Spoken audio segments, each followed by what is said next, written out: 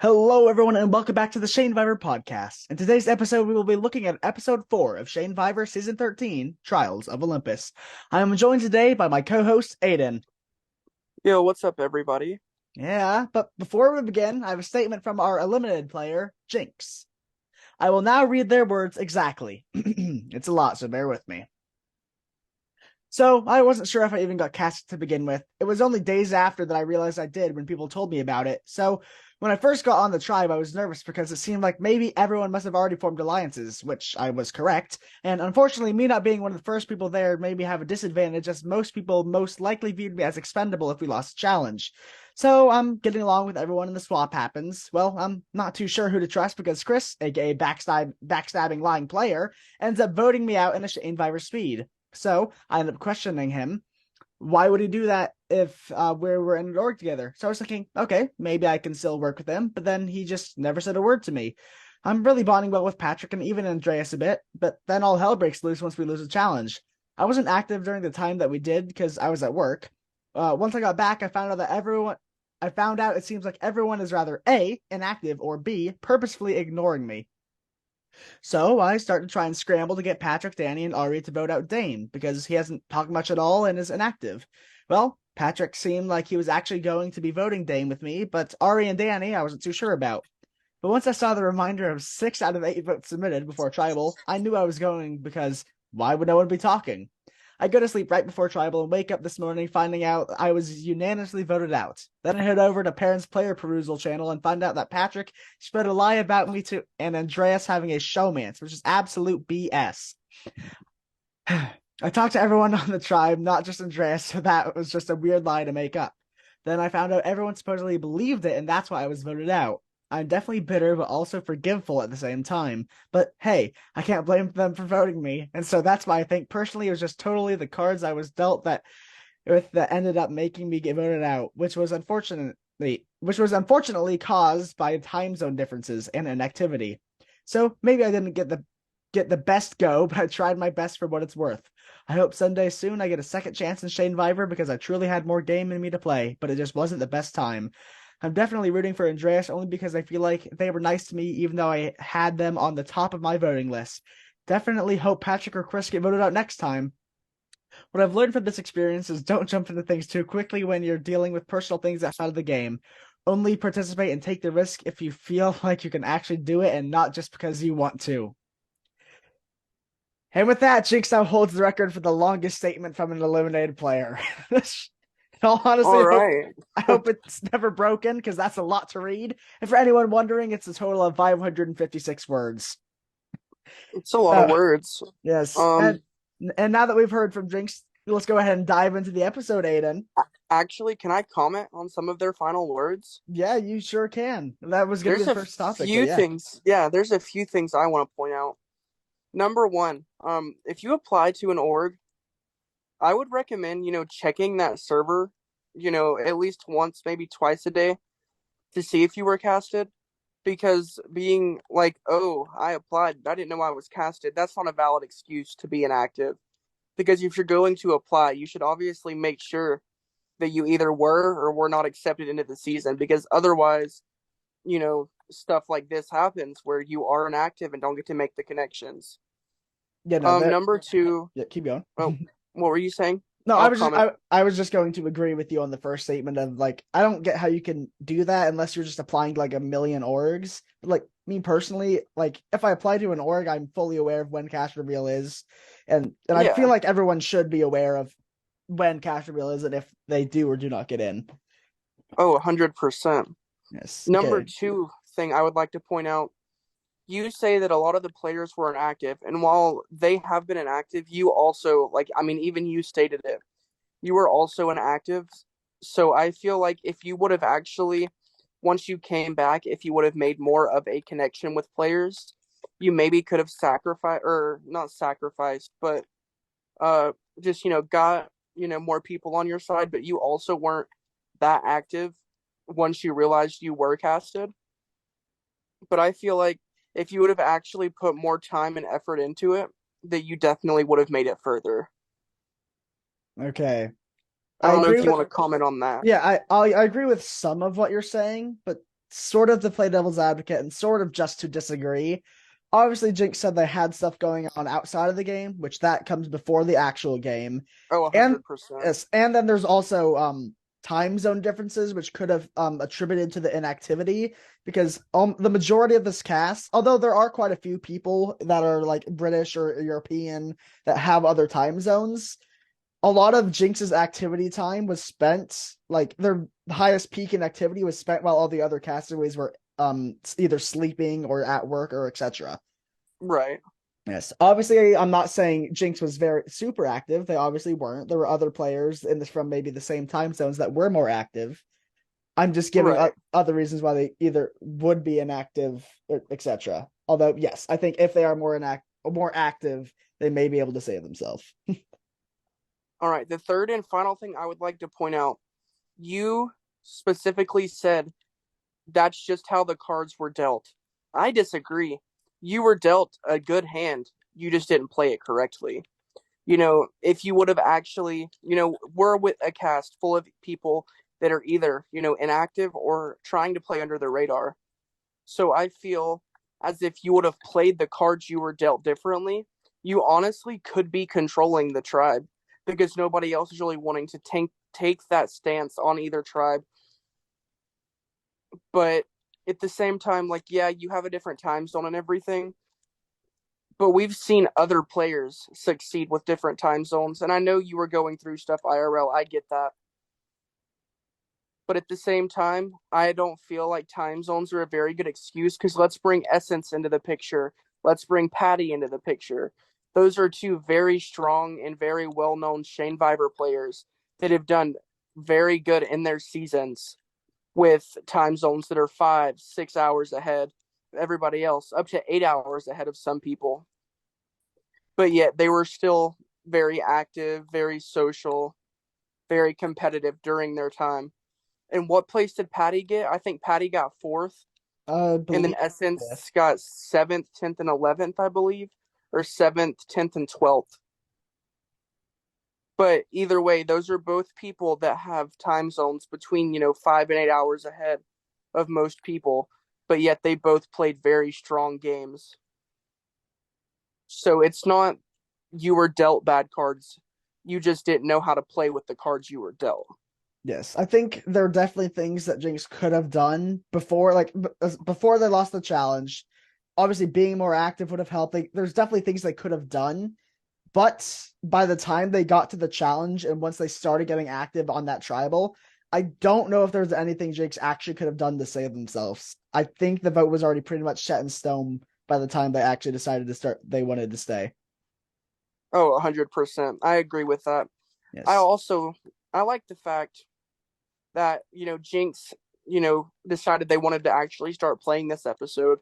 And going based off of that, I'm loving the fact that we've seen several players be like, all right, it's time for me to actually start playing the game. It I does feel like that's seem. going to bring a very fun aspect into the game.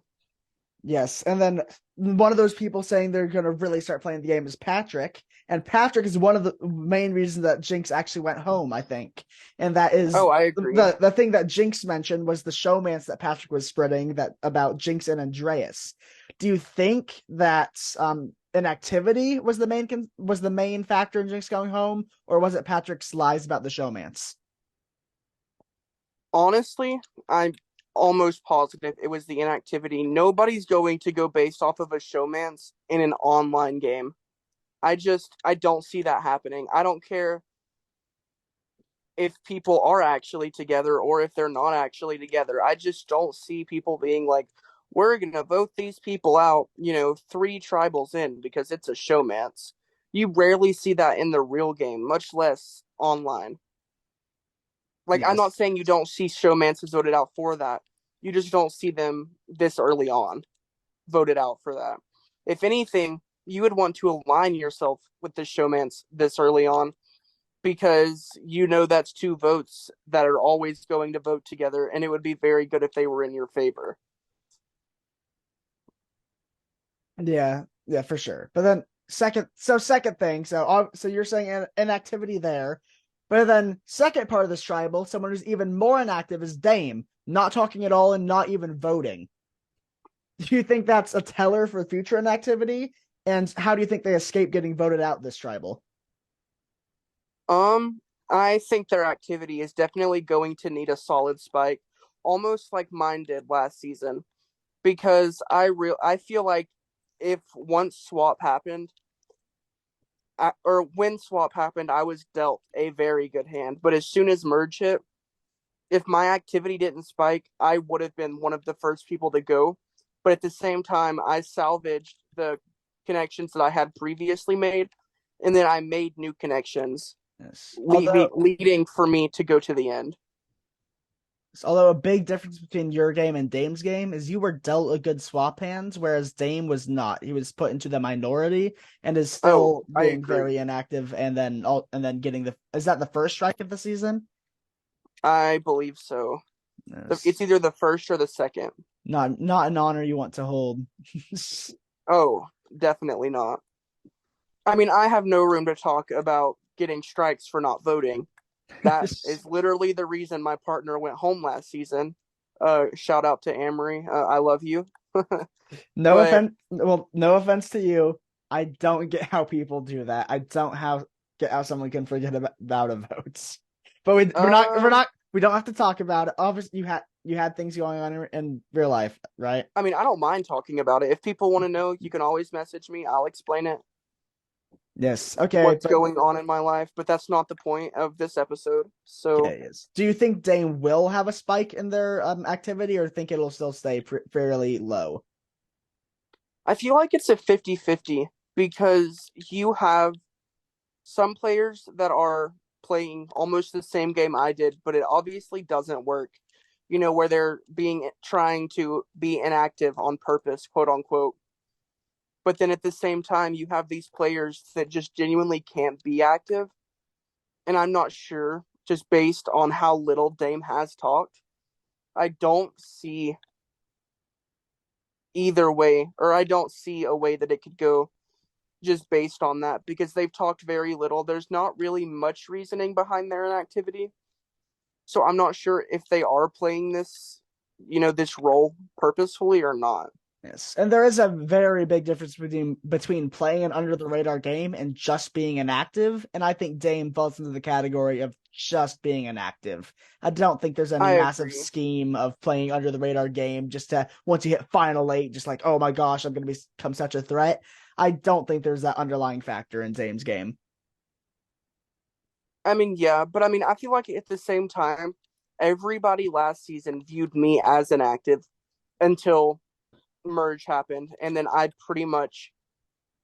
either helped control every vote or I had the ability to control every vote. Just the one time I didn't. My partner went home, but Yes. Yeah, but we shall see if Dame actually has an activity to get a more similar game to you or not. But moving right ahead. So they went to Tribal, obviously. Let's talk about the reason they went to Tribal. So they had a battleship challenge, right? And L was the one who took charge and placed the battleships. Um so what L did is they're given three battleships. They placed all three of them in a 3x3 box in the top left, which if anyone knows anything about battleship strategy, oh yeah, so intense. Battleship strategy, very bad strategy. Do you think I that'll affect L's game at all? Or do you think they're in a fine enough spot there people just ignore it? I think it could affect them now, but at the same time, if they are active and everything and keep making the social connections, I feel like they'll be fine. But at the same time, I feel like the battleship competition is honestly such an easy competition to win if you actually think about it strategically. Like I took this on for our tribe last season before swap happened, and I placed the ships and I took the guesses. And out of I think it was either four or five it was five tribals that happened before swap.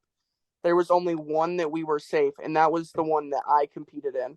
Yes. Although I wouldn't say the Battleship Challenge is one that's super easy to win because yes, sure, you can maximize your chances of winning. I think there is a absolute like a mathematical just like 100% this is the best battleship strategy.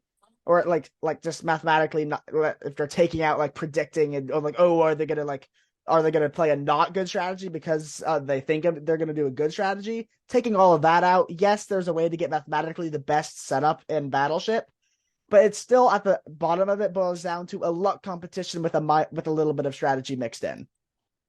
I would disagree. I feel like Hmm. Battleship is not really, I mean, it obviously has luck aspects. Every competition ever does. There's some that don't, but go on. Every single competition has some bit of luck because Counting. you either have good luck, bad luck. Okay, counting, I'll take that. You can either have good luck because you actually have the time to do the challenge, or you have bad luck that you don't. Okay, There's always using that some logic, form then yes. there's always some form of luck involved. And I feel like Battleship is one of the competitions that have less luck because you can think about strategically where their first guesses would be and make sure not to put it there. And then going based off of that, like I did last season, I went for, I thought about it strategically and I found the first three best guessing spots. And I think it was a total of, I think it was 14 or 15 squares out of the 25 that those three guesses covered. And then once you get those first three guesses, you're pretty much guaranteed to know where the rest of the ships are just based on the squares that you have left. And I think I won that in a total of seven guesses, I think. Or no, it was nine. Yes. No, it was seven. It was seven because we had two ships, not three. Got it. Yeah, no, but yeah, I'm not saying Battleship is completely devoid of strategy. There is some. I just don't agree with you that there is more strategy than luck. There is some, but I think there's more luck in Battleship than in many other challenges. But we can move past Battleship. We don't have to talk about it a ton. Yes. Next topic is woo. We got to talk about it. It's the God visit, and this time we have Nate visiting the Temple of Dionysus. Dionysus. That's how you say it. And this is interesting because Aiden, last episode, you mentioned that you wanted to do if you were given a God visit challenge and you could make your own, you'd say you want to do one that's similar to the Iron Man challenge. Well, look at what this one is. Literally the Literally, Iron Man challenge. yeah. I love this so much. I feel like the only thing is the circle game. It is so hard to even get above like 95, I much less 9. okay. I And it's small interlude here. I don't know if interlude is the right word there. I don't find it difficult normally because all I do is I print out a picture of a circle with a dot in the middle and I just tape it to my computer and I trace it. And I get an easy like 97, 98s. that are on, the people that are on mobile, the people that don't have access to a printer. Okay, Like, fine. whenever that's one of the main reasons that I decided to quit because I knew I almost wished I would have kept going last season because I can score entanglement 200 in less than 2 minutes because of how much I've practiced for orgs. But Yes. that would have left me winning, yes. But at the same time, if I would have gotten to the circle game, then I wouldn't have been able to complete it just because I was on mobile. And with my screen being, a lot smaller than what it would be on, you know, computer, for Yeah. example, I was definitely at a disadvantage. And I feel like if they were on a phone too, they also were. Yes. Circle game, I'll give that to you. It advantages people that have bigger screens or PCs or something like that. But we're not here to talk about the specifics of the circle game or a battleship game or whatever. Just so you like the overall challenge. Obviously, the award or the advantage was not revealed, but what do you think the advantage would have been? Because I don't think it was difficult enough to warrant a super idol, which is what you had I in mind. agree. But what do you think it would have been? We're talking about Hex here. So we have to think of what Hex would want to play. And I'm not sure if Hex would even give out an idol that easily, but I can definitely see it being like a safety without power or something along those lines. Yeah, I But at could the see same time, we're that. also talking about a very hard challenge. So I'm not necessarily sure on what it could be. I could But see if a it were knowledge me is going for power or this, safety. Yeah. I agree. Or something along the lines of some advantages that were in season 7, such as like burn the urn or something along those lines.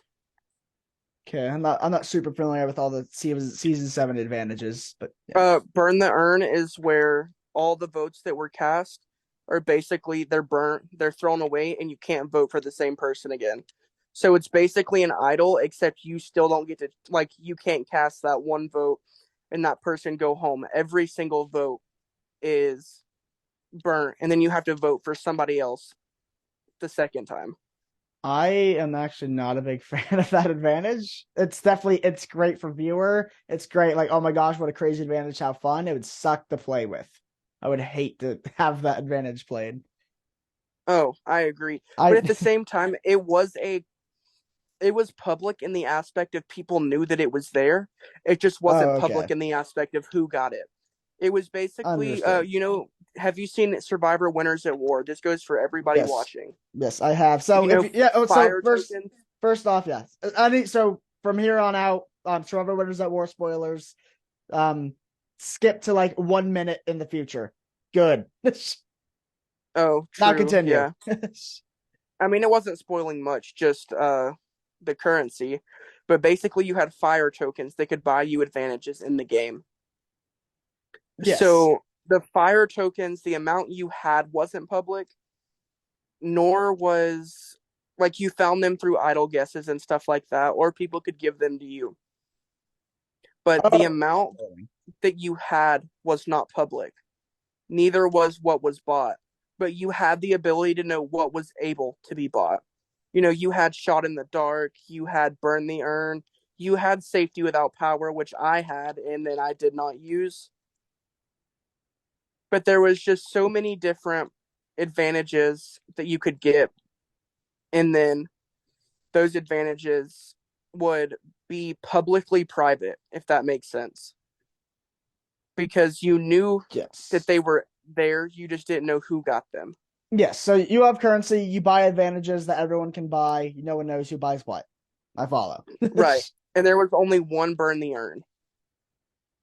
Got it. So it was basically them being like, okay, you can buy this, nobody's going to know you have it. But at the same time, if you need something else or somebody else is wanting something, and previously you told them you had 2 fire tokens, and now you tell them you have none, they know that you have something. Yes, of course. I'm in another currency season right now. I get how currency and Survivor works, buying advantages, etc. Yes, but Shout out to Survivor. that would be the one that I am in. Final six right now. Woo woo! I'm gonna win it. Obviously, your production. Yeah, Perrin for 6th place. Yeah, I'm immune, so get wrecked. But okay, your Perrin for production. 5th place.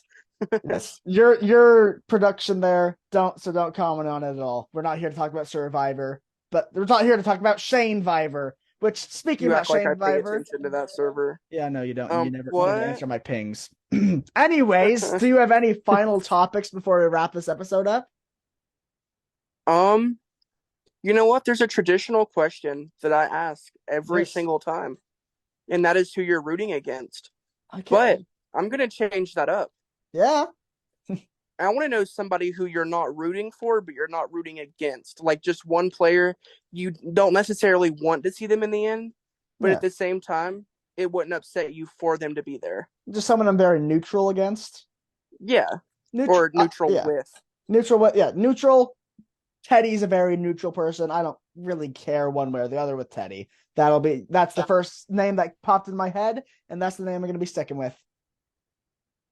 Um, I would agree, except Ooh. you see, if you check out the draft channel, me and my perfect draft has drafted Teddy, so I'm kind of rooting for Teddy. Damn. Okay. Who's your neutral pick? Um, honestly, I would go with either Flower or Pom Pom, but Pom Pom is definitely somebody I'm rooting for, solely based on the fact that my new saying is "Yeah, Pom Pom." Hey, whoa, whoa, whoa. Okay, well, we both have our goat pick. You're rooting for Pom Pom, and I'm rooting for Flower, and we'll leave it at that. You don't come after my inactive pick. I mean, I don't know. I wouldn't hate to see either of them there, but at the same time, based on how they're playing now, I don't think either of them deserve it. But at the same time, I feel like there's always going to be at least one go, if not two, in the end.